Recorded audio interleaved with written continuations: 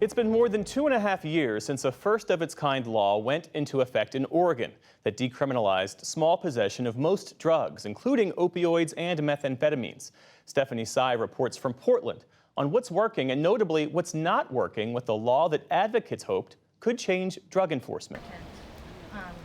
In downtown Portland, under a light rain, a small crowd gathers for what's become an annual event, remembering those who have died from drug overdoses and those who have survived them.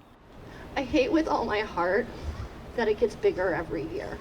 In the last year alone, over 1,400 Oregonians have succumbed to overdoses, fueled largely by the explosion of the powerful synthetic opioid fentanyl. Fentanyl has really changed the game. Haven Wheelock is the Drug Users Health Services Supervisor for Outside In, a nonprofit in Portland.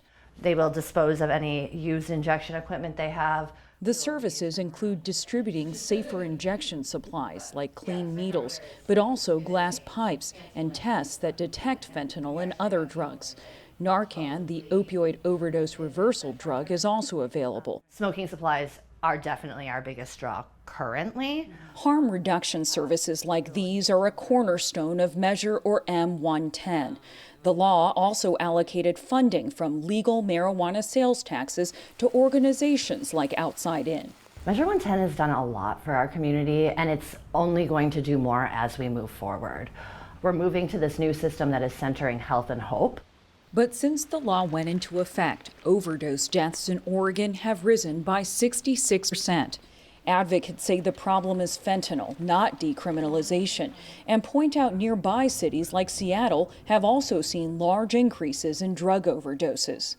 We passed M110 at the worst possible time because we can't pull apart what is COVID impact that comes from 50 years of disinvestment because of the war on drugs, and then we have decrim that happened at the same time. Monta Knudsen runs Bridges to Change, one of the state's largest recipients of funding from the law.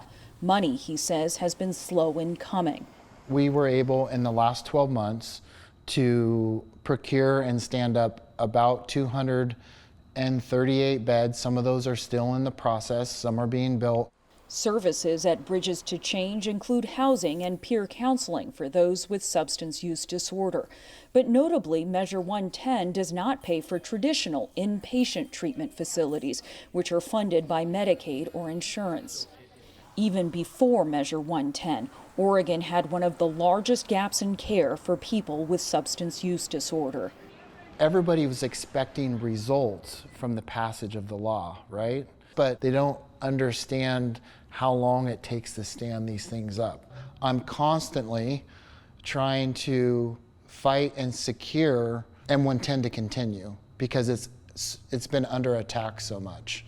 Is M110 in jeopardy? Is that your sense? Yeah, M110's been in jeopardy since it started. Less than 3 years ago, 58% of Oregon voters supported decriminalizing the possession of small amounts of hard drugs. The tide has quickly turned. A poll from August found that 56% of voters now support a total repeal of the law. I think decriminalizing highly addictive, highly dangerous drugs is a terrible idea. Mingus Mapps is a Portland City Commissioner and one of those Oregonians who has had a change of heart about Measure 110. While he says he's not ready to support a full repeal, he concedes that some drugs need to be recriminalized. I tell you, Portland managed to do this entirely wrong. We both decriminalized drugs, but we didn't increase access to treatment. Commissioner Mapps points out that Portland has many acute issues: rising homicides, homelessness, and an economically struggling downtown core. But he says fentanyl runs through them all. Do you view the fentanyl problem as being related to Measure 110? It clearly is. You know, one of the things I hate to say it, but I'm afraid it's true. In the last several years, Portland has clearly become known to the drug cartels as a great place to set up a business dealing fentanyl. Mapps acknowledges fentanyl is a growing problem up and down the West Coast, but says Portland's small police force, down some 120 officers since the 2020 racial justice protests, compounds the challenge. suspicious subject at Oak and Broadway. We saw firsthand how officers are stretched thin, riding along with Portland's Central Bike Squad, which patrols a 124 square block area in downtown. 331. Led by Sergeant Jerry Ciota, the bike squad gets a tip about a possible drug drop and approaches a parked SUV. 4 or 5 minutes. Ultimately, they don't find probable cause to conduct a search and let the vehicle and its occupants go. All right, have a good one. Measure 110 may have legalized possession of small amounts of drugs, but dealing drugs is still illegal. And Ciota's squad captures a lot of busts on its popular Instagram account, including weapons and the ubiquitous blue pills that contain fentanyl. Do you think that 110 increased demand? I think it's too hard to tell because fentanyl hit when 110 hit, when COVID was here. I mean, it was the perfect storm for a drug epidemic like we'd never seen before. As part of Measure 110, police are directed to write tickets when they see someone using or possessing drugs. The ticket includes a phone number to get a substance use health assessment. But in practice, most tickets are ignored, and only a few dozen people have completed the assessment. Everybody has a breaking point, but they're not going to go until they're ready. Right. If I gave the same person 100 tickets, and on 100th it was, okay, maybe now it's my time. I mean, is that enough? I don't know. Who knows? Riding closer to downtown, the crew spots a man in a mask jaywalking. After checking his ID, it turns out that he has an outstanding warrant for a weapons offense. And in the suspect's backpack, they find tools, which could be used for robbery. When was the last time you used? It's been a while. Been a while? A couple days? Are you dope sick? Yeah, I'm holding on. He described himself as an occasional fentanyl user and said he was on a wait list for inpatient treatment. It's been like 8 weeks now, and I'm still on the waiting list. Okay. Eventually, the 25-year-old is taken to a county jail, only to be denied booking and released because of an abscess in his mouth. Just 3 days later, the same man was charged with stabbing 2 black teenagers in a racially motivated attack. We have a city that is just in disarray. And we have businesses that are trying to come back from all of this.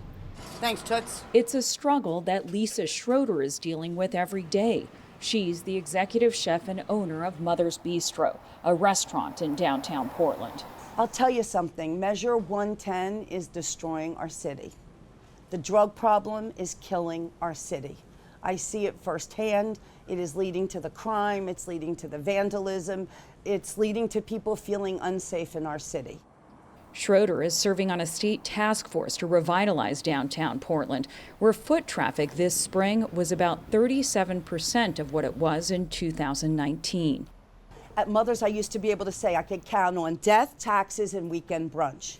Now we don't even have a wait on weekend brunch. It's unheard of.